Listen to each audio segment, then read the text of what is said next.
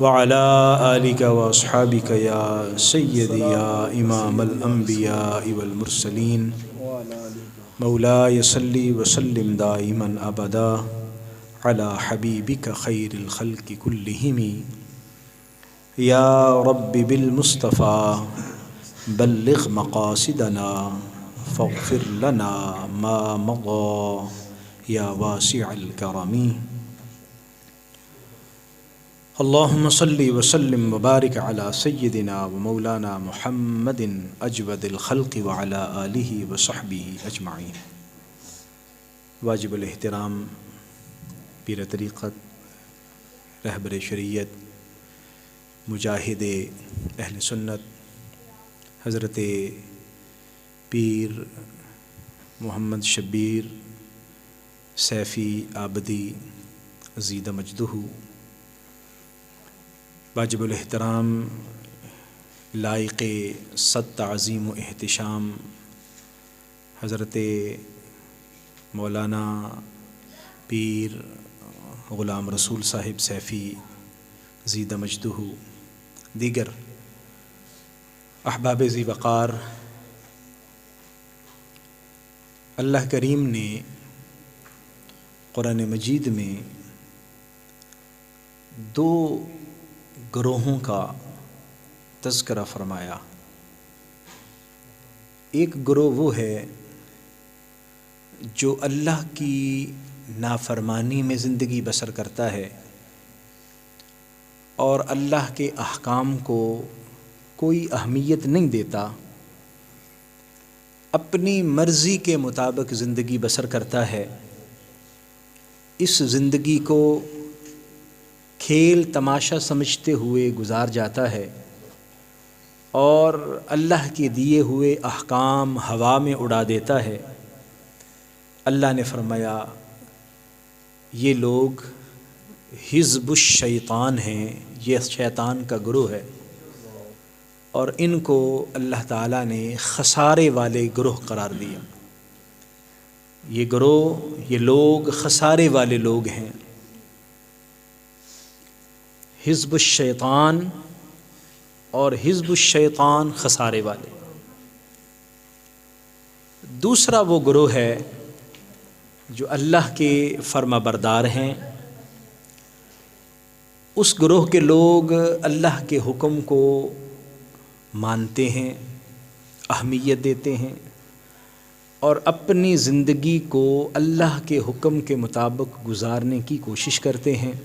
کہیں خطا ہو جاتی ہے، غلطی ہو جاتی ہے تو اللہ سے استغفار کر لیتے ہیں، اس سے بخشش طلب کرتے ہیں، معافی مانگ لیتے ہیں۔ اللہ نے اس گروہ کو حزب اللہ کہا، یہ اللہ کا گروہ ہے۔ فرمایا کہ یہ جو لوگ ہیں یہ میرے گروہ والے لوگ ہیں، اور جو حزب اللہ ہے فرمایا وہی فلاح پانے والے لوگ ہیں۔ الا ان حزب اللہ هم المفلحون، جو اللہ کا گروہ ہے وہ کامیاب ہے۔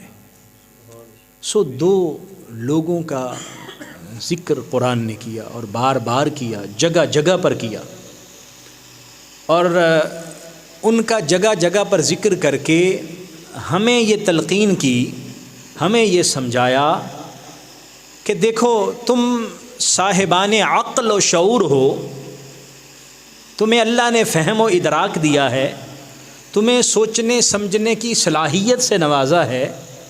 اب تم دیکھو کہ تم کامیاب گروہ میں ہونا چاہتے ہو یا خسارے والے گروہ میں۔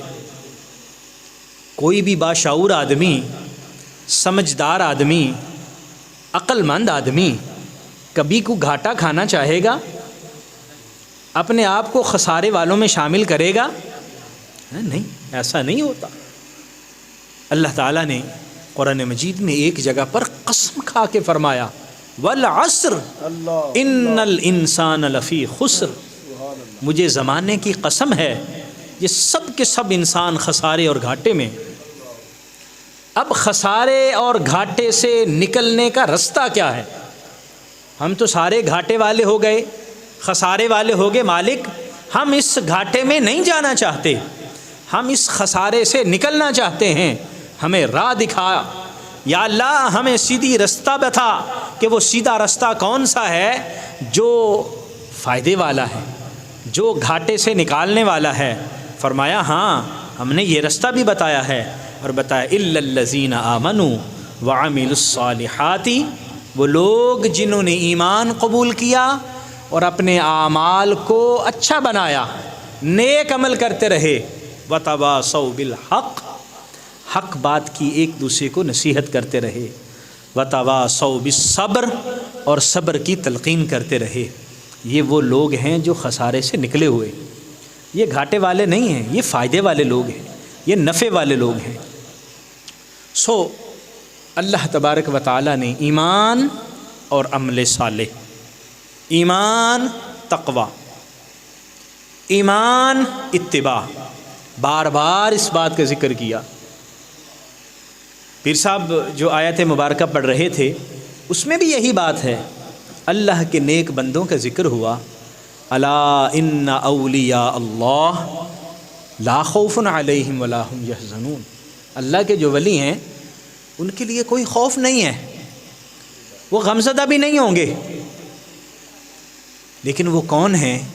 فرمایا الذین آمنوا وکانوا یتقون، یہ وہ لوگ ہیں جنہوں نے ایمان قبول کیا اور تقوی اختیار کیا۔ ایمان اور تقوی، وہاں بھی خسارے سے نکلنے کے لیے ایمان اور عمل صالح، خسارے اور گھاٹے سے نکلنے کے لیے ایمان اور عمل صالح۔ اور یہاں اللہ نے جن لوگوں کو اپنی ولایت کے لیے منتخب کیا ان کے لیے بھی ایمان اور تقوی کا ذکر فرمایا۔ قرآن مجید کے اندر اللہ نے مختلف جگہوں پر اپنے بندوں کا ذکر فرمایا اور ان کی شان بیان فرمائی اور ان سے جڑ جانے کا حکم ارشاد فرمایا۔ یا ایھا الذین آمنوا اتقوا اللہ وکونوا مع الصادقین، ایمان والو تقوی اختیار کر لو اور اللہ کے نیک بندے صادقین جو اپنے عمل میں، اپنے اخلاص میں، اپنے افکار میں سچے ہیں ان کے ساتھ اپنے آپ کو جوڑ لو۔ کونوا مع الصادقین، ان سچوں کے ساتھ ہو جاؤ، ان سچوں کی سنگت اور معیت میں آ جاؤ۔ اب نیک بندے کی سنگت اور معیت میں آنے کے کیا فائدے ہیں؟ اللہ انسان کو سب سے پہلا تو فائدہ یہ ہے کہ انسان کو ایمان کی دولت نصیب ہو جاتی ہے۔ یہ کائنات کی سب سے قیمتی چیز ہے، یاد رکھیے گا۔ کائنات کی سب سے قیمتی چیز کیا ہے؟ ایمان۔ کائنات کی سب سے قیمتی چیز کیا ہے؟ یہ وہ بنیادی پاسپورٹ ہے جس کی بنیاد پر آپ جنت کا ویزا لگوانے کے حقدار ہوں گے۔ اگر یہی پاسپورٹ نہ ہوا تو ویزا کہاں لگے گا؟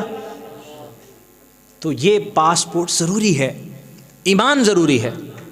اور اللہ نے قرآن میں اپنے نیک بندوں کا ذکر کرتے ہوئے فرمایا کہ وہ لوگ بھی ہیں کہ جن کو ایمان کی دولت ملی، اخلاص کے ساتھ انہوں نے ایمان قبول کیا، اگرچہ وہ کوئی نیک عمل نہیں کر سکے، ایمان انہوں نے مضبوطی سے پکڑ لیا اور ڈٹ گئے اس پر، اپنی جان کا نذرانہ بھی پیش کر دیا، اللہ نے قرآن میں ان کا ذکر خیر فرما دیا۔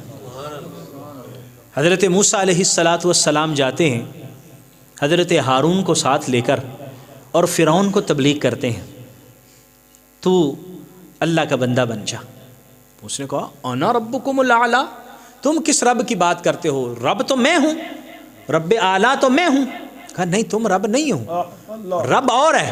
کہا نہیں، اچھا تم کون ہو؟ میں اللہ کا نبی ہوں۔ اچھا اللہ کے نبی کب سے آئے؟ کہا اللہ تبارک و تعالیٰ نے مجھے حکم دیا ہے، اور دیکھو میرے پاس معجزہ بھی ہے۔ وقت طے پا گیا، لوگوں کو اعلان کر دیا گیا، لوگوں فلاں وقت اور فلاں دن فلاں جگہ پر آ جاؤ، سارے کے سارے حاضر ہو جاؤ، سارے کے سارے پہنچ جاؤ، آج مقابلہ ہوگا موسیٰ کا، میرے جادوگروں کے ساتھ مقابلہ ہوگا۔ آ گئے، جادوگر بھی آ گئے، اس نے پوری اپنی سلطنت سے جگہ جگہ سے جادوگروں کو اکٹھا کر لیا، بڑے لائق فائق اور جو اس کے نزدیک اپنے فن میں کمال کو پہنچے ہوئے تھے ان کو اکٹھا کر کے لے آئے۔ حضرت موسیٰ علیہ السلام ادھر کھڑے ہیں، باقی جادوگر ادھر کھڑے ہیں۔ کہا مقابلہ شروع۔ حضرت موسیٰ علیہ السلام نے فرمایا ہاں بتاؤ، تم اپنا کرتب دکھاتے ہو کہ میں معجزہ دکھاؤں؟ کہا جی تم پہلے۔ حضرت موسیٰ علیہ السلام نے فرمایا تم بسم اللہ کرو ذرا۔ انہوں نے اپنی رسیاں ڈالیں اور وہ سانپ بن گئی۔ حضرت موسیٰ علیہ السلام نے اپنا عصا ڈالا اور وہ اژدہا بنا، اور ساری کی ساری رسیاں جو سانپ بن گئی ہوئی تھیں ان کو نکل گیا۔ فرعون بھی دیکھ رہا ہے، ساری دنیا دیکھ رہی ہے جو وہاں موجود ہے، جادوگر بھی دیکھ رہے ہیں۔ جب جادوگروں نے دیکھا ہم جو کام ہم کر رہے ہیں وہ تو جادو ہے، لیکن جو موسیٰ کر رہا ہے وہ جادو نہیں ہے، حق دیکھ لیا، فوراً اعلان کر دیا آمنا برب العالمین رب موسیٰ و ہارون، ہم ایمان لاتے ہیں ہم رب العالمین پر۔ فرعون تجھے چھوڑتے ہیں؟ ہم تو رب العالمین پر ایمان لاتے ہیں۔ پھر انہوں نے سمجھا کہ شاید فرعون یہ نہ سمجھے کہ میں رب العالمین ہوں۔ کہا نہیں، رب موسیٰ و ہارون، وہ رب جو موسیٰ اور ہارون کا رب ہے، ہم اس رب کو مانتے ہیں۔ یعنی انہوں نے اللہ کے نبی کے ساتھ اپنے تعلق کو جوڑا۔ اللہ دیکھیے، انہوں نے صرف یہ نہیں کہا کہ ہم اللہ پر ایمان لاتے ہیں، رب العالمین پر ایمان لاتے ہیں، لیکن جب رب العالمین کا تعارف کروایا تو وہ کیا تعارف تھا؟ رب موسیٰ و ہارون، وہ رب جو موسیٰ اور ہارون کا رب ہے۔ یعنی ہم اللہ تک پہنچے ہیں تو ہم اس کے رب العالمین ہونے کو جو پہچان سکے ہیں، اس میں جو وسیلہ بنا ہے وہ ہمارا موسیٰ اور ہارون وسیلہ بنے۔ انہوں نے اس کا ذکر کیا، رب موسیٰ و ہارون۔ فرعون بولنے لگا اچھا مجھ سے پوچھا نہیں، تنخواہ میں دیتا ہوں، پیسے میں دیتا ہوں، کہاں کہاں سے بلا کے میں لایا ہوں، مجھ سے پوچھے بغیر تم رب موسیٰ و ہارون پر ایمان لے آئے؟ کہا ہاں ہم لے آئے۔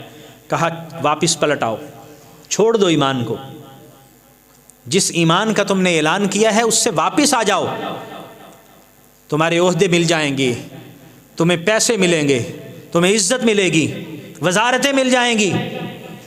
انہوں نے کہا نہیں، اب جو سودا ہو چکا سو ہو چکا، اب واپس نہیں پلٹیں گے۔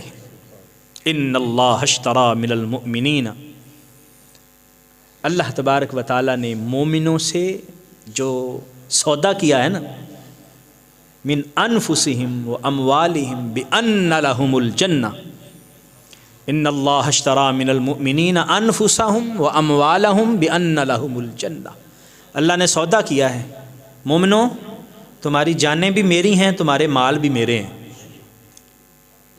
اور بدلہ کیا ہے؟ بِأَنَّ لَهُمُ الْجَنَّةِ، بدلے میں تمہیں جنت دوں گا۔ سودا ویسے نفع والا ہے کہ خسارے والا ہے؟ اچھا مجھے یہ بتائیے کہ ہماری جان کس کی ہے؟ جان بھی اسی نے دی ہے، ہمارا مال کس کا ہے؟ ویسے بڑی عجیب بات نہیں ہے، وہ ہمیں دے بھی رہا ہے اور ہم سے خرید بھی رہا ہے۔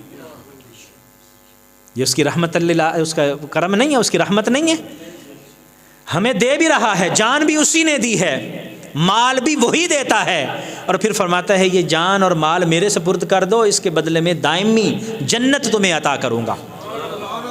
اور یہ وہ فلسفہ ہے اور یہ وہ بنیادی نکتہ ہے جس کو ہمیں سمجھنا ہے۔ اگر ہم یہ سمجھ گئے تو کائنات کی کوئی چیز ہمارے سامنے راز رہ نہیں جائے گی۔ یہ بات ذہن میں بٹھانے والی ہے کہ ہم نے اپنی جانیں، وہ غالب نے غالباً کہا تھا کہ جان دی ہوئی اسی کی تھی، جان دی ہوئی اسی کی تھی، حق تو یہ ہے کہ حق ادا نہ ہوا۔ تو جان اسی نے دی ہے، اسی کو ہم دے رہے ہیں، اور پھر اس کے بدلے میں جنت بھی مل رہی۔ تو جب فرعون کہنے لگا کہ تم نے بڑی جلدی کی ہے، مجھ سے مشورہ نہیں کیا، پوچھا نہیں، اور فوراً اعلان کر دیا، انہوں نے کہا ہاں ہم نے جو حق دیکھا ہے سو اس کو قبول کر لیا۔ کہاں پلٹ آؤ، نہیں پلٹو گے تو تمہیں سولی پہ چڑھا دوں گا، لَأُقَطِّعَنَّ أَيْدِيَكُمْ وَأَرْجُلَكُمْ مِنْ خِلَافٍ، تمہاری ٹانگیں کاٹ ڈالوں گا، تمہارے بازو کاٹ ڈالوں گا، وَلَأُصَلِّبَنَّكُمْ، اور تمہیں سولی پہ چڑھا دوں گا، واپس پلٹ آؤ۔ انہوں نے کہا نہیں، اب جو ہم دیکھ چکے ہیں، اب ہماری جانیں بھی جائیں، ہمارے مال بھی جائیں، کوئی پرواہ نہیں ہے اس کی۔ اور فرعون نے ایسا کیا، لیکن انہوں نے ایمان قبول کر کے حق دیکھ کر پھر سودے بازی نہیں کی، پھر دے دیا سو دے دیا۔ اور قرآن میں اللہ نے ان کا ذکر خیر کیا۔ مجھے یہ بتائیے کہ وہ جو جادوگر تھے انہوں نے کوئی بڑی عبادتیں کی تھیں، کوئی بڑی نمازیں پڑھی تھیں، کوئی بڑے وظیفے کیے تھے، کوئی مجاہدے نہیں، صرف ایمان قبول کیا اور اس پر ڈٹ گئے اور اپنی جانیں بھی قربان کر دیں۔ مطلب یہ ہے کہ ایمان وہ قیمتی چیز ہے جو اللہ کی بارگاہ میں ہمیں قریب کرنے کی سہولت عطا کرتا ہے کہ ہم ایمان قبول کر لیں اور اللہ کے قریب ہو جائیں، اور اس ایمان کو مضبوط کرنے کا وسیلہ اللہ کے نیک بندے بنا کرتے ہیں، اللہ کے نیک بندے۔ اور بات یہاں سے میں نے شروع کی تھی کہ اللہ کا جو گروہ ہے وہ کامیاب ہے، وہ فلاح پانے والا ہے۔ اور یہ لوگ جو جادوگر تھے ان کو جو توفیق ملی، توفیق ایمان ملی، اور انہوں نے اس بات کا اظہار بھی کیا جس کا قرآن نے ذکر کیا، اور وہ اللہ کے نیک بندے، اللہ کے نبی حضرت موسیٰ اور حضرت ہارون علیہ السلام تھے علیہم السلام۔ اس کا مطلب یہ ہے کہ ہمیں اللہ کے نیک بندوں کے ساتھ اپنے تعلق کو مضبوط رکھنا چاہیے، اور اس تعلق کی بنیاد پر ہم اس دنیا میں بھی فائدے میں رہیں گے اور آخرت کا فائدہ بھی انشاءاللہ العزیز نصیب ہوگا۔ آج آپ کی خدمت میں جو باتیں عرض کرنا چاہتا ہوں، یہ تمہیدی چند کلمات میں نے آپ کی خدمت میں عرض کیے۔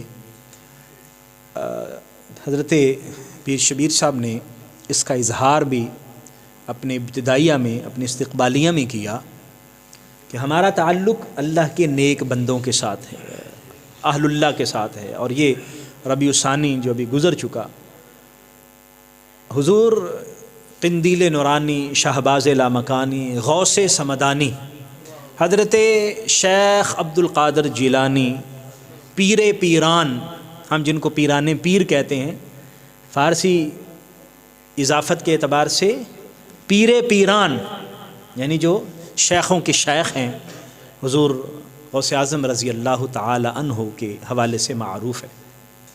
اور ہماری خوش نصیبی یہ ہے الحمدللہ ہم ان کے غلام ہیں، الحمدللہ۔ اعلی حضرت امام اہل سنت، امام دین و ملت الشاہ امام احمد رضا رحمۃ اللہ تعالی علیہ، آپ نے بڑی خوبصورت بات کی ہے۔ وہ غلامی والی جو بات ہے نا، وہ آپ کہتے ہیں کہ حضور غوث پاک کی ڈائریکٹ غلامی جو ہے نا، یہ بھی ہمیں کوئی بے ادبی سی محسوس ہوتی ہے۔ وہ فرماتے ہیں تجھ سے در، در سے سگ، اور سگ سے ہے مجھ کو نسبت۔ تجھ سے در یعنی حضور آپ کے ساتھ آپ کے دروازے کی نسبت، در، اور در سے سگ، اور اس دروازے کے ساتھ ہے آپ کے در پہ بیٹھنے والے کتے کی نسبت، اور سگ سے ہے نسبت مجھ کو، اور وہ جو آپ کے دروازے کا کتا ہے ہم تو اس کے خادم ہیں، ہم تو اس کے ساتھ اپنے تعلق کو سعادت سمجھتے ہیں۔ میری گردن میں بھی ہے دور کا ڈورا تیرا۔ وہ پھر وہ فرماتے ہیں کہ جو اس نشانی کے جو سگ ہیں وہ نہیں مارے جاتے، جن کے گردن میں پٹا ہوتا ہے نا، وہ لوگ سمجھتے ہیں کہ یہ پٹے والا یہ آوارہ نہیں ہے، اس کی گردن میں پٹا ہے، یہ مالک ہے، اس کا کوئی مالک ہے، یہ سائیوں والا ہے۔ تو ہم اس نسبت کو اپنے لیے فخر سمجھتے ہیں۔ اچھا، مجھے اب جو بات کہنی ہے اصل میں وہ یہ کہنا ہے، ایک عام گلی میں پھرتا ہوا آوارہ کتا ہے اور ایک گلے میں پٹا ڈالے ہوئے کتا ہے۔ وہ جو آوارہ کتا ہے وہ بھی کسی کی بات نہیں مانتا، کیونکہ اس کا سائیں کوئی نہیں، اس کو جو مرضی کچھ کرتا رہے، اس نے اپنی مرضی کرنی ہے۔ اور اگر یہی کام پٹے والا کرے تو پھر اس آوارہ میں اور پٹے والے میں کوئی فرق رہ گیا؟ بولیے۔ میں یہ بات اس حوالے سے آپ کی خدمت میں عرض کرنا چاہتا ہوں. ہم اس کو دوسرے حوالے سے دیکھتے ہیں کہ نسبت ہے، الحمدللہ نسبت ہے، لیکن اس کا دوسرا زاویہ بھی ہے جو ہم بالکل نہیں دیکھتے. ایک عام شخص اور ایک نسبت والے شخص میں فرق ہونا چاہیے یا نہیں ہونا چاہیے؟ جس کا کوئی سائیں نہیں ہے، جس کا کوئی مالک نہیں ہے، جس کی مہار کسی کے ہاتھ میں نہیں، جس کی لگام کسی کے ہاتھ میں نہیں، وہ بھی پھر رہا ہے، وہ بھی جو مرضی کرتا ہے، اس کا جو من آئے وہ کرتا ہے، جو دل چاہے وہ کرتا ہے. اور ایک نسبت والا اپنے ساتھ لگاتا ہے قادری، اپنے نام کے ساتھ لگاتا ہے نقشبندی، اپنے نام کے ساتھ لگاتا ہے چشتی، اپنے نام کے ساتھ لگاتا ہے سہروردی، اپنے نام کے ساتھ اپنے شیخ کی نسبت لگتا ہے، لکھتا ہے، لگاتا ہے، اور اس کے باوجود وہی کام کرتا ہے جو عام لوگ کرتے ہیں. تو پھر اس نسبت والے میں اور پھر اس عام شخص میں کیا فرق رہ گیا؟ ہم نے اس فرق کو محسوس کرنا ہے اور اس فرق کو ملحوظ خاطر رکھنا ہے. حضور غوث پاک شہنشاہ بغداد، شہنشاہ اولیاء، حضور شیخ عبد القادر جیلانی رضی اللہ تعالی عنہ کے ہم غلام ہیں. الحمدللہ الحمدللہ سارے ہی ہیں نا جی. میرا خیال ہے کہ میں سمجھ رہا ہوں کہ میرے جو سامنے میرے مخاطب بیٹھے ہیں یہ ساری حضور غوث پاک کے غلام ہیں. ایسا ہی ہے نا جی؟ بالکل ایسا ہی ہے. تو پھر جو آقا کہے غلام کو ماننا چاہیے کہ نہیں؟ ہم نے حضور غوث پاک کو مانا ہے، اب ہم نے حضور غوث پاک کی ماننی ہے. پہلے حضور غوث پاک کو مانا ہے، اب حضور غوث پاک چپ کر گئے، ان پہ گل سخت آ گئی ہے. حضور غوث پاک کی ماننی ہے. میرے پاس جو کتاب ہے نا جی فتوح الغیب، یہ اس کی شرح ہے فتوح الغیب کی، ابن تیمیہ کی لکھی ہوئی ہے. فتوح الغیب یہ حضور غوث پاک رضی اللہ تعالی عنہ کے اپنے ملفوظات کا مجموعہ ہے جو انہوں نے خود ارشاد فرمائے. تو میں جو بات کروں گا وہ کچی ہو سکتی ہے، میری بات میں کمزوری ہو سکتی ہے، میرے ناقص علم کے مطابق وہ ڈھیلی ہو سکتی ہے، لیکن جو بات حضور غوث پاک شیخ عبد القادر جیلانی قدس سرہ فرماتے ہیں انشاءاللہ وہ بات سبحان اللہ ہے. آپ کو ایک بات بتاتا ہوں پھر آپ کے اقوال آپ کی خدمت میں عرض کروں گا. بور تو نہیں نہ ہو جائیں گے؟ ہاں، کرارے وہ جو باتیں ہیں وہ ہم عام طور پر سننے کے عادی ہیں، جو سبحان اللہ اور ماشاءاللہ، لیکن عملی باتیں اصل میں ہمارا مقصد ہے کرنا. حضور غوث پاک رضی اللہ تعالی عنہ کے والدین آپ ایران کے رہنے والے تھے اور فارسی لسان تھے، آپ کی زبان فارسی تھی. بغداد تشریف لے گئے، پڑھا، سب کچھ آتا تھا، عربی بھی آتی تھی، سارا کچھ موجود تھا، لیکن جھجکتے تھے، عربی میں بیان نہیں کرتے تھے کیونکہ سارا عرب کا علاقہ ہے، عربی فصیح و بلیغ ہے. ہم اپنی صورتحال کا جائزہ لینا تو ہم یہاں پر پنجابی بڑے کھلے دل سے بول لیتے ہیں، لیکن میرے یہ پختون بھائی ہیں، جب یہ پنجابی بولیں گے تو ہمیں پتہ چلے گا یہ بندہ پنجابی نہیں. پنجابی آتی ہوگی لیکن اس طرح نہیں بول سکتا جس طرح مادری پنجابی بول سکتا. اسی طرح اگر ہم پشتو بولیں گے، پشتو سیکھ لیں، جتنی بھی سیکھ لیں، لیکن جب پشتو بولیں گے تو پشتو والے سمجھ جائیں گے بھی بندہ پشتو والا ایسا ہی ہے نا. حضور غوث پاک رضی اللہ تعالیٰ جھجکتے تھے بھی یہاں عربی میں خطاب کروں گا تو لوگ یہ نہ کہیں کہ بھی بندہ عربی نہیں، عربی کیسے، کہیں غلطی، کوئی پڑھا تو سب کچھ تھا. آقا کریم صلی اللہ تعالی علیہ وسلم ایک مرتبہ خواب میں تشریف لے آئے.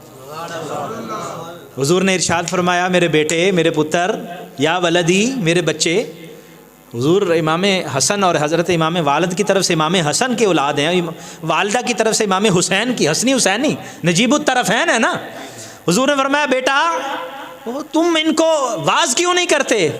حضور میں فارسی زبان والا، ان کو واز کیسے کروں، یہ عربی ہیں. آقا کریم صلی اللہ علیہ وسلم نے ارشاد فرمایا عبد القادر اپنا منہ کھولو. حضور شہنشاہ بغداد نے اپنا منہ کھولا، میرے آقا کریم صلی اللہ علیہ وسلم نے 7 مرتبہ اپنا لعاب دہن حضور غوث پاک میں منہ ڈال دیا. نعرہ تکبیر، نعرہ رسالت، نعرہ رسالت، نعرہ رسالت، نعرہ حیدری، نعرہ تحقیق، نعرہ غوثیہ، 7 مرتبہ. پھر مولا علی شیر خدا رضی اللہ تعالیٰ عنہ آ گئے. آپ نے فرمایا بچے منہ کھول. منہ کھولا تو حضور مولا کائنات نے 6 مرتبہ اپنا لعاب دہن حضور شیخ عبد القادر جیلانی غوث پاک رضی اللہ عنہ کے منہ میں ڈال دیا. حضور نے 7 مرتبہ ڈالا تھا، ادباً 1 مرتبہ کم ڈالا. بیان کرو. تو پھر حضور نے بیان کرنا شروع کیا. اور جب میرے غوث بیان کرتے تھے تو یوں لگتا تھا کہ جیسے یہ لوگ جو سامنے بیٹھے ہوئے ہیں یہ آج ہی اسی دنیا سے رخصت ہو جائیں گے. لوگ تڑپتے تھے لوگوں کے. اور یہاں تک روایات میں آتا ہے، آپ کی سیرت کی جو کتابیں ہیں اس کو دیکھیں تو آپ پڑھیں گے کہ بہت سارے لوگ اپنے کپڑے پھاڑ دیا کرتے تھے اور آپ کی مجلس سے کئی مرتبہ لوگوں کے جنازے اٹھا کرتے تھے. یہاں تک کہ محدث ابن جوزی جیسی ہستی، حضرت محدث ابن جوزی بہت بڑے محدث ہیں، ان کے سامنے حضور غوث پاک نے تفاسیر بیان کی. تو لمبا واقعہ ہے، میں دوسری طرف چلا جاؤں گا. جب آپ تفاسیر بیان کرنا شروع کرتے ہیں وہ کہتے ہیں جی میں جانتا ہوں. پھر آپ نے فرمایا رجعنا من القال الى الحال، اب ہم قال سے حال کی طرف پلٹتے ہیں. پھر تفاسیر بیان کرنا شروع کی، کرتے گئے. وہ کہنے لگے کہ میں نہیں جانتا، میرے علم میں نہیں ہیں. اور جب اس کیفیت میں آئے تو اپنا جبہ ہاتھ میں پکڑا اور اس کو تار تار کر دیا اور وجدانی کیفیت کے اندر اپنا لباس بھی پھاڑ دیا محدث ابن جوزی جیسی ہستی نے. اور پھر جب آپ بیان کرتے تھے، واعظ فرماتے تھے، تو جس طرح پہلی صف میں بیٹھے ہوئے آدمی کو آواز پہنچتی تھی اسی طرح آخری صف میں بیٹھے ہوئے بندے کو سنائی دیتا تھا. ہوا بھی آپ کے لیے اللہ نے مسخر فرما دی تھی اور ہوا اپنے دوش پر آواز کو لے جا کے لوگوں کے کانوں میں ڈال دیا کرتی تھی. اور پھر وہ صرف کانوں تک نہیں رہتی تھی باتیں، وہ کانوں سے اندر گھس کے دل میں اتر جایا کرتی تھیں اور پھر وہاں چور قطب بن جایا کرتے تھے. آج ان کی چند باتیں آپ کی خدمت میں عرض کرنا چاہتا ہوں. اللہ کریم ہمیں سمجھنے کی اور عمل کی توفیق عطا فرمائے. المقالۃ الثالثہ والثلاثون، 33واں مقالہ ہے یہ فتوح الغیب کا. اس میں آپ نے 4 لوگوں کی قسمیں بیان کی. لوگوں کے 4 قسمیں بیان کی. آپ فرماتے ہیں الناس 4 رجال. فرمایا کہ لوگ 4 طرح کے ہوتے ہیں. کتنی طرح کے؟ 4 طرح کے. میں آپ کو اپنے ساتھ ساتھ رکھوں گا تاکہ ہم یہ باتیں یاد رکھیں. اور جب ہم حضور غوث پاک کا نام لیں، اور الحمدللہ ہر مہینے لیتے ہیں، ہر مہینے 11ویں کا پروگرام منعقد ہوتا ہے، تو ہمیں یاد رہنا چاہیے کہ حضور غوث پاک نے ہمیں سکھایا کیا ہے. تو میں لوگ 4 طرح کے ہوتے ہیں. رجل لا لسان لہ ولا قلب، ایک بندہ وہ ہے جس کی زبان بھی نہیں ہے اور جس کا دل بھی نہیں ہے. کیا فرمایا؟ جی بولیے ذرا سارے. دل بھی نہیں ہے. کہتے ہیں کہ دل بندہ، آپ کو دل کے بغیر تو بندہ نہیں نہ ہوتا. تو آپ کا مقصد بتانے کا کیا ہے کہ اس بندے کے دل میں نیکی کی خواہش ہی پیدا نہیں ہوتی، نیکی کرنے کا خیال ہی نہیں آتا، ایمان کی طرف بڑھنے کا اور ایمان کے تقاضوں پر عمل کرنے کی سوچ ہی پیدا نہیں ہوتی، گویا کہ اس کا دل ہی نہیں ہے. اور پھر دوسرا فرمایا زبان بھی نہیں ہے، یعنی دل میں بھی خیال نہیں آتا اور زبان پر اظہار بھی کوئی نہیں ہے. زبان پر ہر وقت فضولیات ہیں، واہیات ہیں، وقت کا ضیاع ہو رہا ہے، اور زبان سے ہر وقت اللہ کی نافرمانی کی باتیں ہو رہی ہیں، اللہ کی فرما برداری والی باتیں نہیں ہو رہی. تو وہ یہ بندہ وہ ہے جس کا نہ قلب ہے اور جس کی نہ زبان ہے، دل بھی نہیں ہے زبان بھی نہیں ہے. اور دوسرا آپ نے ارشاد فرمایا الرجل الثانی رجل لہ لسان ولا قلب، دوسرا بندہ وہ ہے کہ جس کا دل تو نہیں ہے لیکن زبان ہے. زبان ہے دل نہیں، یعنی دل وہ نہیں ہے کہ جس میں نیکی کے خیالات پیدا ہوں، دل وہ نہیں ہے جس میں نیکی کی سوچ اور فکر پیدا ہو، لیکن زبان سے بڑی اچھی اچھی باتیں کرتا ہے، بڑی نیک باتیں کرتا ہے. آدمی اس کی باتیں سنے تو بندہ کہتا ہے یار بڑا نیک آدمی ہے، بڑی اچھی باتیں کر رہا ہے. وہ زبان سے باتیں کر رہا ہے، اندر سے وہ باتیں نہیں ہو رہی. تو حضور فرماتے ہیں کہ یہ شخص وہ شخص ہے جو منافق آدمی ہے، جو زبان سے تو اور طرح کی بات کر رہا ہے اور عمل اس کا ساتھ نہیں دے رہا۔ اور میرے آقا کریم صلی اللہ علیہ وسلم کی حدیث آپ کوٹ کرتے ہیں، آپ فرماتے ہیں آقا کریم صلی اللہ علیہ وسلم نے فرمایا اخوف ما اخاف علی امتی من کل منافق علیہم اللسان، مجھے اپنی امت کا جو سب سے زیادہ جس برے عمل کا خدشہ ہے وہ یہ ہے کہ یہ منافق ہوں گے اور زبان سے تو بڑی اچھی اچھی باتیں کریں گے لیکن دل ان کے ساتھ نہیں ہوگا۔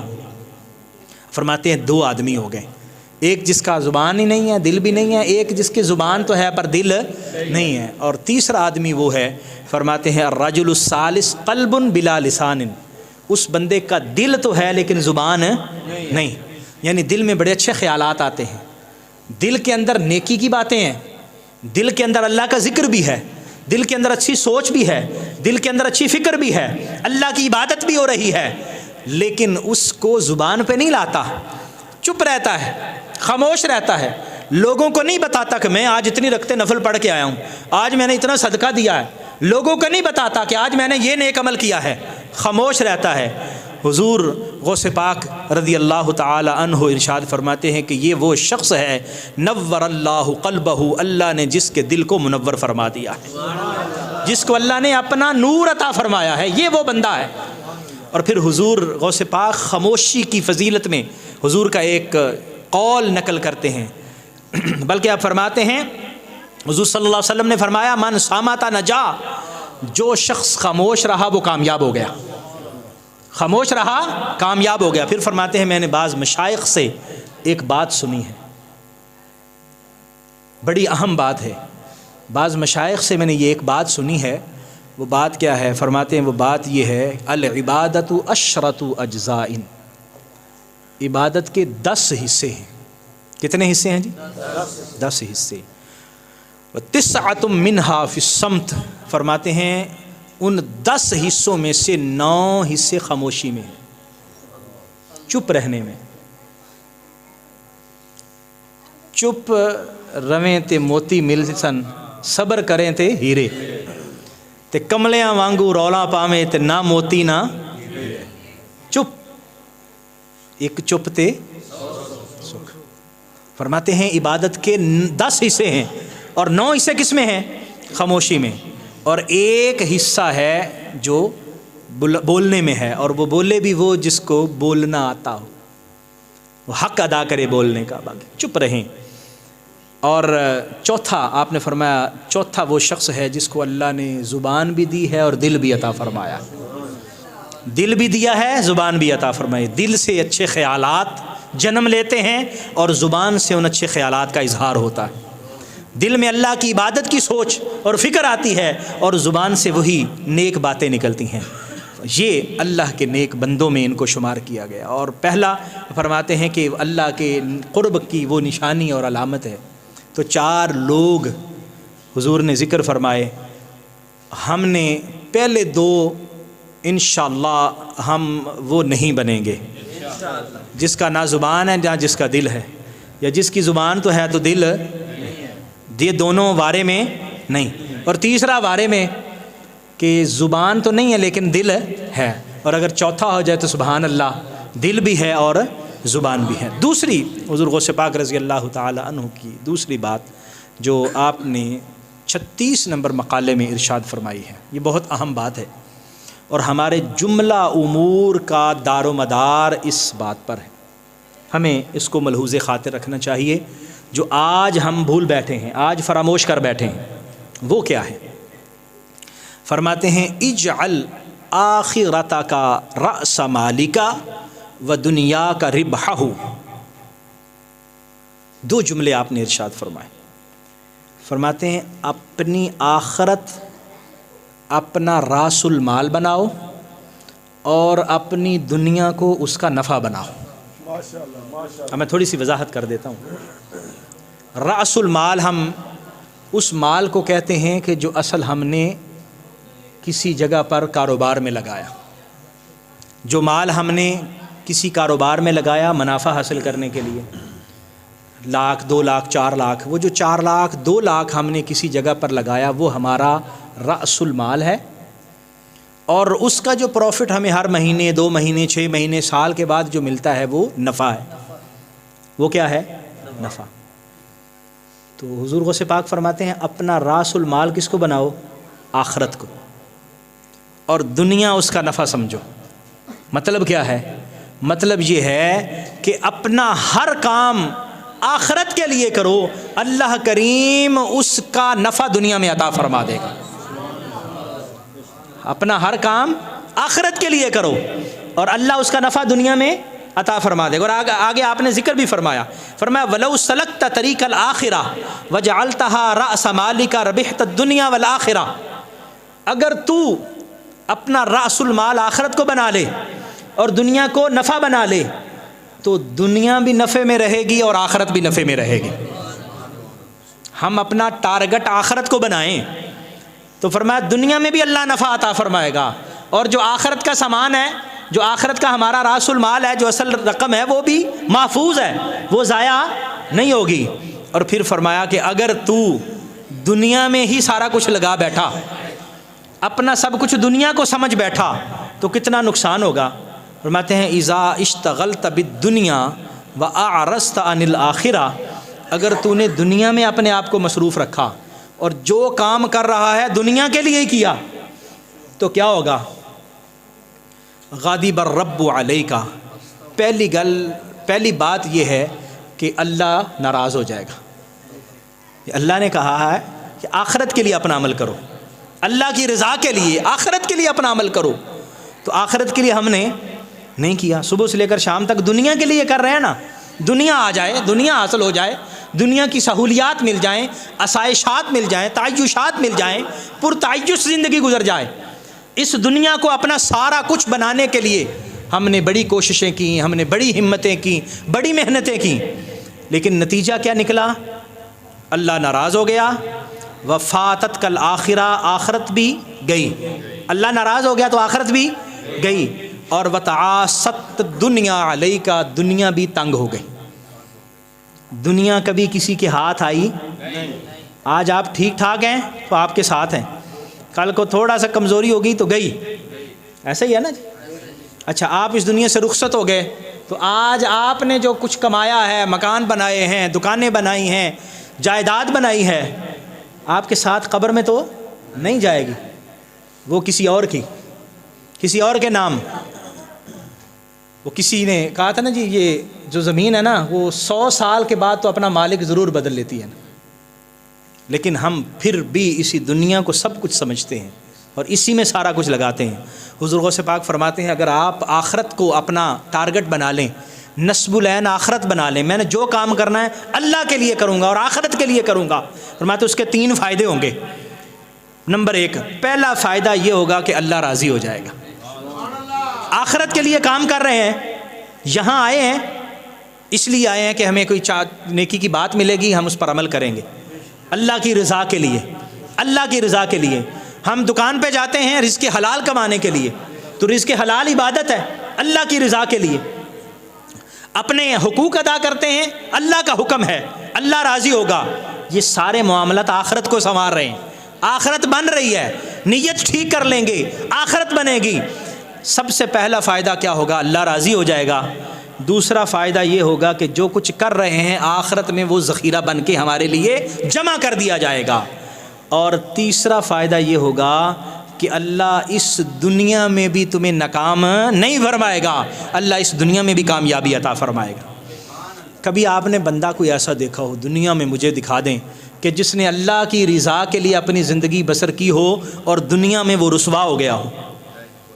نہیں، آپ کو ملے گا اللہ کے لیے جس نے اپنی زندگی بسر کی ہے، اللہ اس کو عزتیں بھی عطا فرماتا ہے، اللہ اس کی دنیا بھی بہتر فرماتا ہے اور اللہ اس کی آخرت بھی بہتر فرماتا ہے۔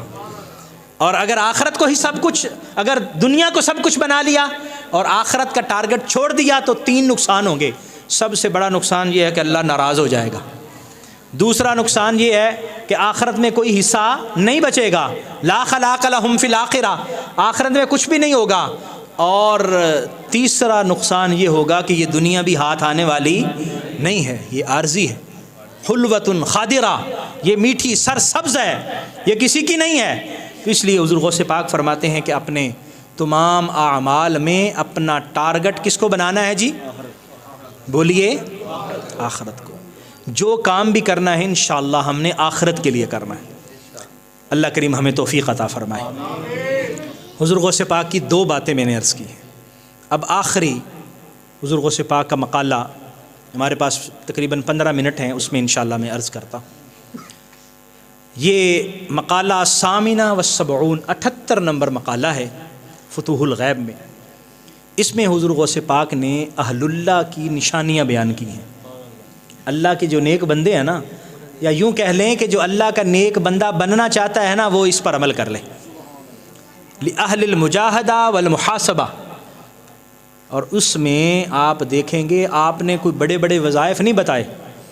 10,000 مرتبہ ہے پڑھنا ہے، 20,000 مرتبہ ہے پڑھنا ہے، تو ایک لت تے کھلو کے ہے پڑھنا ہے، تو سر پر کھلو کے ہے پڑھنا ہے، ایسی کوئی بات حضور نے نہیں فرمائی، اور نہ ہی یہ عام بندوں کے بس کی بات ہے، اور نہ ہی ہمیں اس کا مکلف کیا گیا ہے کہ آپ گھر والوں سے تعلق چھوڑیں، اپنے گھر والوں کے منہ موڑیں اور چلے جائیں، اور یہ تسبیح پکڑ لیں 5,000 والی تسبیح، اور منکے پہ منکا گراتے جائیں، نہ نماز نہ روزہ، کسی کی کوئی فکر نہیں ہے، اور کڑے پہن لیں بڑے بڑے، اور تسبیحاں پہن لیں کو 20 25 30، اور انگوٹھیاں پہن لیں کو 50 40 60، اور اپنی زنجیر باندھ لیں اور پھر نعرے لگائیں۔ یہ تعلیم حضور غوث پاک کی تعلیم نہیں، یہ یاد رکھ لیں، پلے باندھ لیں۔ حضور غوث پاک رضی اللہ تعالی عنہ کی تعلیم وہ تعلیم ہے جو میرے آقا کریم صلی اللہ علیہ وسلم کی تعلیم ہے، اور وہی تعلیم دنیا اور آخرت کی کامیابی کی دلیل ہے۔ حضور غوث پاک رضی اللہ تعالیٰ عنہ کیا ارشاد فرماتے ہیں؟ آپ نے فرمایا 10 چیزیں ہیں جو آدمی اللہ کا قرب حاصل کرنا چاہتا ہے وہ ان 10 باتوں پر عمل کر لے، اور آپ دیکھیں گے کہ اس پر ہم آسانی سے عمل کر سکتے ہیں۔ اگر ہم اس پر عمل کریں گے تو انشاءاللہ العزیز اللہ اپنا قرب نصیب فرمائے گا، اور جو فرما رہے ہیں وہ ہیں جو ولیوں کے سردار ہیں، وہ ولیوں کے سردار ہیں، وہ تعلیم ارشاد فرما رہے ہیں۔ پہلی بات فرماتے الاولا اللہ یحلف باللہ عز وجل صادقا ولا کاذبا۔ پہلی بات یہ ہے اللہ کی قسم نہیں کھانی، اللہ کی قسم لا صادقا ولا کاذبا، سچی بھی نہیں جھوٹی بھی نہیں، قسم نہیں کھانی۔ لا عامدا ولا ساہیا، جان بوجھ کر بھی نہیں اور بھول کر بھی نہیں، قسم نہیں چکنی نہیں، قسم اپنے ذہن سے گل بٹھا لیا نہیں، قسم چکنی نہیں۔ حضور غوث پاک نے فرمایا قسم آدمی زیادہ قسمیں کھاتا نا، بعض اوقات سچی قسمیں کھاتا کھاتا جھوٹ کی طرف نکل جاتا ہے۔ میرے آقا کریم صلی اللہ علیہ وآلہ وسلم نے جو تاجر لوگ تھے نا ان کو ارشاد فرمایا تھا، آپ نے فرمایا تھا کہ قسمیں کھا کے اپنا سامان نہ بیچا کرو، قسمیں کھانے سے تمہارا سامان تو بک جاتا ہے لیکن برکتیں ختم ہو جاتی، قسمیں کھا کر سامان نہ بیچو۔ بھائی یہ اس چیز تمہارے سامنے ہے، پسند ہے تو لے لو، نہیں پسند تو بسم اللہ، قسم نہیں کھانی۔ اللہ جل مجدہ کے نام کی قسم، اور ہماری تو گفتگو میں بعض اوقات جو ہے نا وہ قسمیں آج کل تو ویسے اللہ دی قسمیں میں تو کیتا ہی نہیں، اللہ دی قسمیں میں تو ادھر گیا ہی نہیں، یعنی ایسے ہی ہم نے اپنی گفتگو میں ہمارا تکیہ کلام بن گیا ہے قسم نہیں، آج کے بعد قسم نہیں کھانی۔ فرمایا کہ جو بندہ اس پر عمل کرے گا اللہ کرم کیا فرمائے گا؟ فرمایا فَإِذَا اعْتَادَ ذَلِكَ فَتَحَ اللَّهُ بَابًا مِّنْ أَنْوَارِهِ، اللہ اس کے لیے اپنے نور کے دروازے کھول دے گا۔ اور یہ ان لوگوں نے بیان کیا ہے جنہوں نے اپنی آنکھوں سے یہ چیزیں دیکھی ہیں، وہ ان چیزوں کا تجربہ کر چکے ہیں۔ قسم کھانے سے رکیں گے تو اللہ کا نور کا دروازہ کھل جائے گا۔ آپ دیکھیں ہم یہ سمجھتے ہیں کہ نور کے دروازے کا قسم کے ساتھ کیا تعلق ہے، لیکن جنہیں بابیاں دیکھے اور دس دے پہلے بھی تعلق ہے، اور بھی اس کی آپ نے فوائد اور اس کے خصائص بیان کیے ہیں، لیکن وقت کم ہے، میں جلدی سے آگے بڑھتا ہوں۔ ایک بات، دوسری بات فرمایا یجتنب الکذب لا حاضلا ولا جادا، جھوٹ نہیں بولنا۔ دوسری بات حضور غوث پاک نے کیا فرمائی؟ جھوٹ نہیں بولنا، لا حاضلا ولا جادا، مذاق چ بھی نہیں بولنا، سنجیدگی چ نہیں بولنا، نہ مذاق میں نہ سنجیدگی میں جھوٹ نہیں بولنا۔ فرمایا اس کا فائدہ کیا ہوگا؟ شرح اللہ تعالی بہ صدرہ، اللہ اس بندے کے سینے کو کھول دے گا، اسے شرح صدر عطا فرمائے گا۔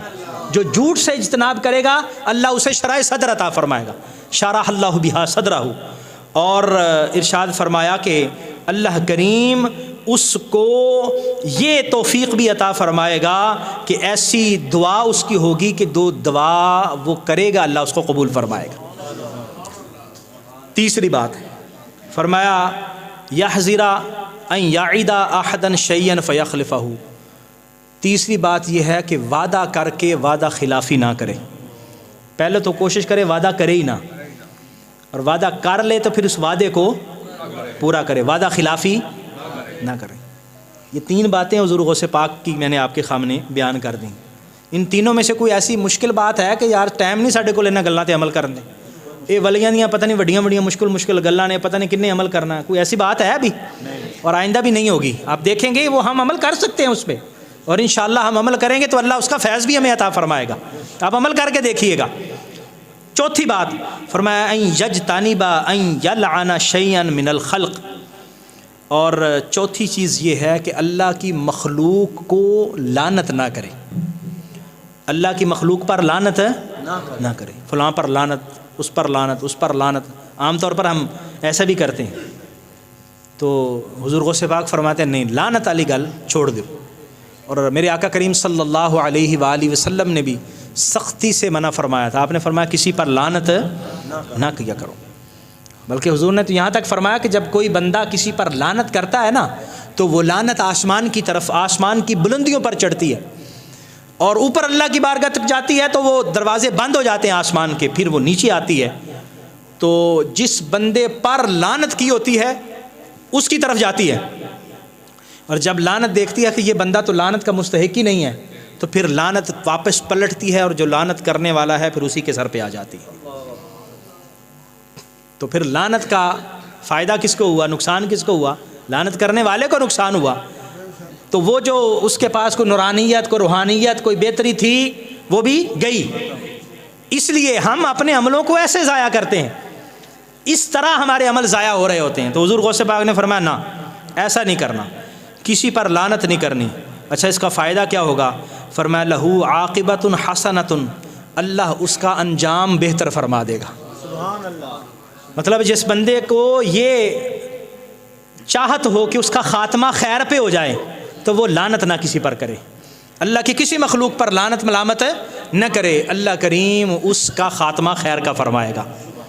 اور پانچویں چیز جو آپ نے فرمائی وہ یہ ہے ان یجتنب الدعاء علی احد من الخلق، اللہ کی مخلوق کو بد دعا نہ دے، کسی کو بد دعا وَإِن ظَلَمَهُ، اگرچہ اس نے ظلم ہی کیا ہو، اگرچہ اس نے ظلم بھی کیا ہو پھر بھی اس کو بد دعا نہ دے، اور جو ایسا کرے گا اللہ کریم اس کے درجات میں بلندی عطا فرما دے گا۔ فرمایا والمحبت والمودت فی قلوب الخلق، اللہ مخلوق کے دل میں اس کی محبت پیدا فرما دے گا۔ آپ رستے میں جا رہے ہوں گے، لوگ آپ کو سلام کریں گے، کہیں گے یہ بندہ مینوں جاندا نہیں سی، سلام بڑا کر رہا ہے۔ وہ سلام کہاں سے آتا ہے؟ وہ اللہ کی طرف سے محبت ہوتی ہے جو اس بندے کے دل میں اللہ نے ڈال دی ہوتی، اور بندہ دور سے دیکھتا کہتا ہے یار یہ بندہ قابل احترام ہے، اس کو سلام کرنا چاہیے، خام خواہ اس کے دل میں آپ کا احترام کرنے کا جذبہ پیدا ہو جاتا ہے۔ تو فرمایا کس کا تعلق کس کے ساتھ ہے؟ اللہ کی مخلوق کے لیے بد دعا نہ کرے، کسی کے لیے بد دعا نہ کرو۔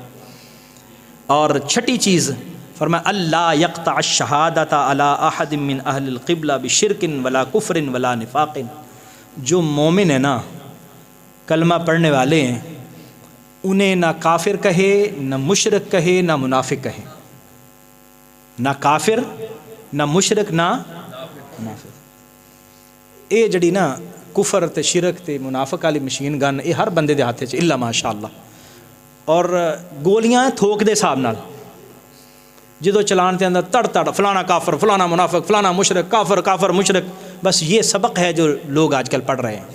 نہ بھائی، یہ کام ہے اہل فتویٰ کا، جو مفتی ہیں، جو فتویٰ کی پوزیشن میں ہیں، جو اس پوزیشن میں ہیں کہ وہ کسی کے ایمان اور کفر کو پرکھ سکے۔ میں اور آپ خاموش رہے، یہ ویسے بھی عام بندے کا یہ کام بھی نہیں ہے۔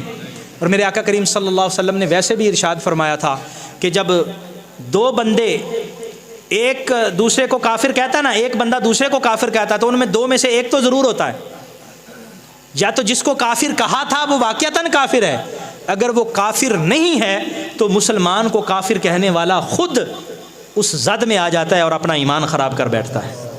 اس لیے چھوٹی سی چیز نہیں ہے، کوئی کافر ہے، کوئی مشرک ہے، کوئی منافق ہے، یہ آپ کو مجھے پتہ نہیں، یہ چھوڑ دیں علماء کرام مفتیان کرام پر، اور علماء بھی عام نہیں، جو اہل فتویٰ ہیں، جو باتوں کی نزاکت کو سمجھتے ہیں، جو ہر چیز کے معاملے کو پرکھتے ہیں، سمجھتے ہیں، آپ یہ کفر اور شرک اور منافقت ان کے پاس چھوڑ دیں، وہ فیصلہ کرے کہ کوئی ہے یا نہیں ہے۔ حضور غوث پاک رضی اللہ تعالیٰ عنہ اپنے مریدوں کو یہ نصیحت کر رہے ہیں کہ یہ چھوڑ دیں، اور فرما فَإِنَّهُ أَقْرَبُ لِلرَّحْمَةِ، اللہ کی رحمت کے آپ کو یہ کام قریب کر دے گا۔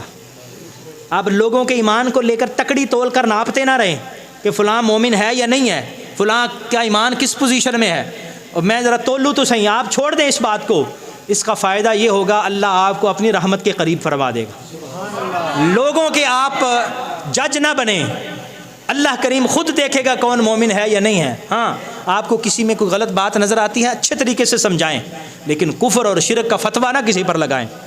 اور ساتویں بات فرمایا ان یجتنب النظر الی المعاصی، گناہوں کی طرف دیکھنے سے اپنی آنکھ کو بچائے۔ اللہ نے منع فرمایا اپنی آنکھ کو اس گناہ کی طرف دیکھنے سے بچائے، اللہ کریم کیا اس کا اجر فرمائے گا، ذالک من اسرع الاعمال ثوابا فی القلب والجوارح، اللہ کریم اس کا بہت جلدی ہی اجر اور ثواب عطا فرما دیتا ہے۔ اور آٹھویں چیز ان یجتنب ان یجعل علی احد من الخلق منہ معونۃ صغیرۃ ولا کبیرۃ، اللہ کی مخلوق کو کوشش کرے مشقت میں نہ ڈالے، ایسے خام خواہ کسی پر بوجھ نہ لا دے، بلکہ کوشش کرے کسی کا بوجھ اٹھا لینے کی، بوجھ کم کرنے کی، اور کسی پر خام خواہ کا ایسے بوجھ نہ لا کر اپنے کام کا بوجھ بھی اس پر لا دیا، چل تو میرا کام بھی تو ہی کر۔ فرمایا اللہ کی مخلوق کو مشقت سے بچاؤ۔ اور حدیث مبارکہ میں آتا ہے الخلق عیال اللہ، مخلوق اللہ کا کنبہ ہے۔ مخلوق کیا ہے؟ اللہ کا کنبہ، اور جو اللہ کے کنبے کے ساتھ زیادہ اچھا سلوک کرتا ہے اللہ کو پیارا بھی زیادہ وہی ہوتا ہے۔ دیکھو نا جی، میرا خاندان ہے نا، میری فیملی، جو میرے بچوں کے ساتھ پیار کرے گا، میری فیملی کے ساتھ اچھا سلوک کرے گا، مجھے پیارا لگے گا نا۔ تو اللہ نے فرمایا یہ سارا کائنات، ساری مخلوق میرا کنبہ ہے، اللہ نے تخلیق فرمائی ہے نا، اللہ کی تخلیق ہے، تو اللہ کی مخلوق کے ساتھ جو محبت اور شفقت اور نرمی کرتا ہے اللہ تعالیٰ کو وہ بندہ بڑا پسند ہوتا ہے، اللہ پھر اس پر خاص توجہ اور خاص کرم فرماتا ہے۔ اور نویں چیز فرمایا ینبغی لہ ان یقطع طمعہ فی الآدمیین، اللہ کی مخلوق، اللہ کے آدمی، انسان، ان سے کوئی طمع لالچ نہ رکھے، اپنی ساری امیدیں اللہ سے وابستہ کر لیں، لوگوں سے طمع لالچ نہ رکھے بھی اے مینوں اے فائدہ دے گا، اندے کو مینوں اے فائدہ ملے گا، اندے کو اے فائدہ ملے گا، اندے کو اے نفع ملے گا، نہ، کسی سے کوئی طمع لالچ نہ رکھے۔ بلکہ ہمارے بزرگ تو بڑی خوبصورت بات فرماتے ہیں، وہ فرماتے ہیں کہ حضور امام خراسانی اخنزدہ مبارک سیف الرحمن رحمۃ اللہ تعالی علیہ، آپ ارشاد فرمایا کرتے تھے نہ طمع نہ منع نہ جمع۔ آپ اپنے مریدین کو یہ نصیحت فرمایا کرتے تھے، بیٹا نہ طمع نہ منع نہ، ذرا میرے نالے کو نہ دہرا لو، نہ طمع نہ منع نہ جمع۔ سوکھی جی گل ہے، مشکل تو نہیں میرا خیال، نہ طمع نہ منع نہ، کسی سے لالچ نہیں، کوئی طمع نہیں، تو جے کوئی دے دے تو بسم اللہ، منع نہیں، کوئی دے دے جی میری طرف تحفہ قبول فرماؤ، نذرانہ قبول فرماؤ، ہدیہ قبول فرماؤ، تے منع نہیں، تے جڑا آ جاندہ ہے بس وہ خرچ ہو جائے، انہوں جمع کر کے نہیں رکھنا۔ فرمایا اے صوفیہ کرام دیا تین گلاں فرمایا پلے بن لو۔ حضور غوث پاک نے یہ فرمایا کہ کسی انسان سے طمع نہ رکھو، اس کا فائدہ کیا ہوگا؟ فرمایا اللہ پر تمہارا یقین مضبوط ہو جائے گا۔ فَهُوَ باب من ابواب الثقۃ باللہ عز وجل، اللہ پر یقین کو مضبوط کرنا، توکل علی اللہ، اس سے زیادہ کامل ہوگا، اللہ پر یقین رکھیں، لوگوں سے طمع نہ رکھیں۔ اور 10ویں چیز آپ نے فرمائی التواضع، عاجزی، تواضع، انکساری، 10 چیزیں حضور غوث پاک نے بیان فرمائی. عاجزی آدمی کرے، اور عاجزی ہر آدمی کے لیے آپ نے بیان فرمائی، تفصیل سے اس کا آپ نے ذکر فرمایا. فرمایا تواضع جو ہے یہ انسان کو اللہ کے ولیوں کے رتبے تک لے جاتا ہے. فرمایا کہ وَبِهَا يُدْرِكُ الْعَبْدُ مَنَازِلَ الصَّالِحِينَ الرَّادِينَ، اللہ کے نیک بندے، اللہ کی رضا حاصل کرنے والے بندے، اللہ ان کی منزلوں تک انسان کو لے جاتا ہے. تواضع، عاجزی. آدمی جو بھی ہو اپنے آپ کو جھکا کے رکھے. ہم سمجھتے ہیں نا کہ جس درخت کو پھل لگتا ہے وہ اتنا ہی جھک جاتا ہے، اور جس کو کوئی درخت نہیں سرو کی طرح بالکل سیدھا کھڑا ہوتا ہے. اور عام درخت لگتا ہے، جتنا وزنی پھل لگتا ہے درخت کو اتنا ہی وہ جھک جاتا ہے. تو آپ فرماتے ہیں کہ ہر بندہ تواضع کرے، جس پوزیشن میں بھی ہے تواضع کرے، اور اگلے بندے کو اپنے آپ سے بہتر سمجھے، اگلے بندے کو اپنے آپ سے بہتر سمجھے. سبحان اللہ. اور میں تھوڑی سی وضاحت بھی کر دوں اگر 2 منٹ آپ مجھے عطا فرمائیں. فرمایا وَإِن كَانَ صَغِيرًا، اگر وہ چھوٹا ہو، یعنی چھوٹا عمر میں چھوٹا ہے، تو بڑے کے سامنے تواضع کرے. کیا کرے؟ وہ یہ کہ یہ مجھ سے پہلے پیدا ہوا ہے، اس نے اللہ کی عبادت مجھ سے پہلے شروع کر دی تھی، اللہ کی عبادت اس نے زیادہ کی ہے. چھوٹا بڑے کے سامنے اس طرح تواضع کرے، اور جو بڑا ہے وہ چھوٹے کے سامنے یہ تواضع کرے یہ مجھ سے بعد میں پیدا ہوا ہے، اس کے گناہ مجھ سے کم ہیں، میری عمر زیادہ ہے، میرے گناہ زیادہ ہوں گے. تو جب وہ یہ سوچے گا تو عاجزی پیدا ہوگی نا. تکبر اسی طرح پیدا ہوتا ہے کہ آدمی اپنے آپ کو بڑا سمجھنا، نیکیوں کو، علم کو، دولت کو، مال کو، خاندان کو، یہ چیزیں انسان کو تکبر اور غرور کی طرف لے جاتی ہیں. اور جب یہ سوچ پیدا ہوگی یہ مجھ سے پہلے پیدا ہوا ہے، اس کی نیکیاں زیادہ ہوں گی، اور وہ کہے کہ یہ مجھ سے بعد میں پیدا ہوا، اس کے گناہ کم ہوں گے، تو عاجزی پیدا ہو جائے گی. اور پھر فرمایا کہ وَإِن كَانَ عَالِمًا، اگر وہ عالم ہو تو پھر بھی جاہل کے سامنے عاجزی کرے. عالم ہو تو جاہل کے سامنے عاجزی کرے. وہ کس طرح؟ وہ فرمایا اس طرح کہ وہ اللہ کی بارگاہ میں یہ سوچے کہ میں تو عالم ہوں، وہ یہ جاہل ہے، اس سے کوئی پوچھ گچھ نہیں ہوگی، مجھ سے پوچھ گچھ ہوگی تو تجھے تو علم دیا تھا، تو نے یہ کیوں کیا؟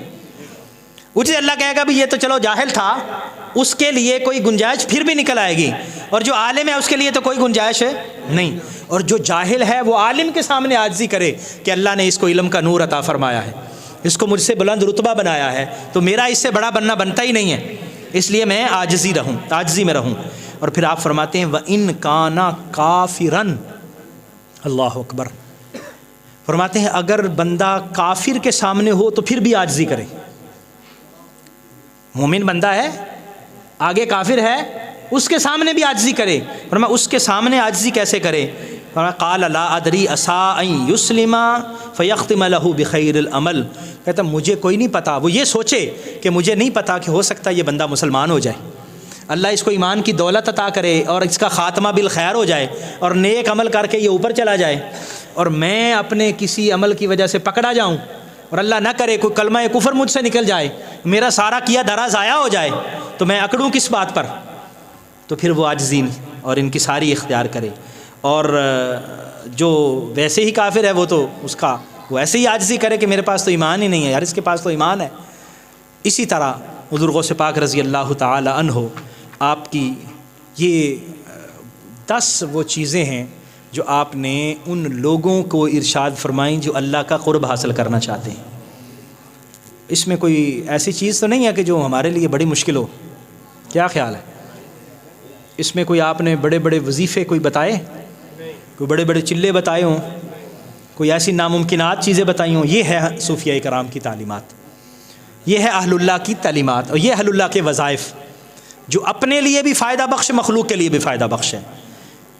اس کو ایک ایک کر کے دہرا لیتے ہیں اور پھر ہم بات کو ختم کرتے ہیں. حضور غوث پاک نے پہلی بات کیا ارشاد فرمائی؟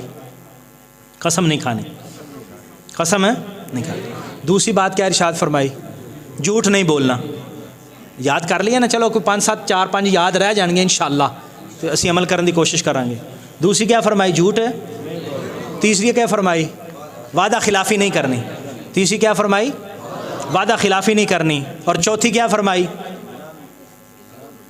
کسی مخلوق کو مشقت میں نہیں ڈالنا، کسی مخلوق کو مشقت میں نہیں ڈالنا. اور پانچویں کیا فرمائی؟ بد دعا نہیں دینی، کسی کو بد دعا نہیں دینی. اور چھٹی کیا فرمائی؟ کسی کو کافر مشرک نہیں بنانا، کسی کو کافر مشرک منافق نہیں بنانا. اور ساتویں چیز کیا فرمائی؟ گناہوں کی طرف دیکھنے سے احتیاط کرنی. اللہ نے جس چیز سے منع کیا ہے، سود سے منع کیا ہے، ہر وقت سود کے متعلق سوچتے رہو. اللہ تعالیٰ نے غلط چیزوں سے منع کیا، اس کے متعلق سوچتے رہو، فرمایا نہیں ایسا نہیں کرنا. اور آٹھویں چیز یہ فرمائی کہ اللہ تبارک و تعالیٰ کی مخلوق کے لیے نرمی اور محبت اور شفقت پیدا کرنی ہے. اور نویں چیز کیا فرمائی؟ طمع نہیں رکھنا. اور 10ویں چیز کیا فرمائی؟ تواضع اور عاجزی اختیار کرنی ہے. یہ وہ تعلیمات تھیں جو حضور غوث پاک شیخ عبد القادر جیلانی غوث سمدانی رضی اللہ تعالی عنہ نے ہمیں عطا فرمائی. میرا خیال یہ ہے کہ اگر ہم انشاءاللہ ان پر عمل کرنے کی کوشش کریں گے تو حضور غوث پاک ہم سے خوش ہوں گے، خوش ہوں گے نا. اور ہم ان کے ساتھ کسی عملی نسبت میں اگر جڑ گئے تو زبانی نسبت سے عملی نسبت زیادہ مضبوط ہوتی ہے، زبانی نسبت سے عملی نسبت زیادہ مضبوط ہوتی ہے. اور انشاءاللہ اگر ہم اس پر عمل کرنے کی کوشش کریں گے تو کل قیامت کے دن جب ہم اگر پکڑے بھی گئے تو انشاءاللہ ہماری سفارش ہو جائے گی کہ حضور میں نے جو باتیں کی تھیں ان لوگوں نے اس پر عمل کرنے کی کوشش کی ہے. اور یہ باتیں وہی ہیں جو قرآن اور حدیث کی باتیں ہیں. اہل اللہ کوئی بھی بات قرآن اور حدیث کے خلاف نہیں کرتے. اللہ کے نیک بندے کوئی بھی بات قرآن اور حدیث کے خلاف نہیں کرتے. بس ہم نے یہ یاد رکھنا ہے کہ اللہ کے نیک ولی، اللہ کے بندے، اللہ کے بزرگ وہ ہیں جو نبی کریم صلی اللہ علیہ وسلم کی شریعت پر عمل کرنے والے ہیں. اور ہمیں وہ شریعت کی بات ہی بتاتے ہیں. ہمیں وہ یہ نہیں کہتے بھی اے چھڈو پر آیا کتاباں والی گلاں تو ہی چھڈو، کتاباں 'چ کچھ نہیں لکھیا تو انہوں میں دسنا کہ اللہ دا قرب کی ہے. نہیں، وہ کہتے ہیں آؤ قرآن پڑھو، وہ کہتے ہیں آؤ حدیث پڑھو، وہ کہتے ہیں کہ یہ باتیں اللہ نے ہمیں بتائی ہیں. وہ یہ کہتے ہیں آؤ کتابیں پڑھو، آؤ قرآن پڑھو، حدیث پڑھو، آؤ نیک لوگوں کی باتیں پڑھو، اور اس میں وہ چیزیں لکھی ہوتی ہیں. اللہ کریم ہم سب کو عمل کی توفیق عطا فرمائے. آمین. وآخر دعوایا ان الحمد للہ رب العالمین.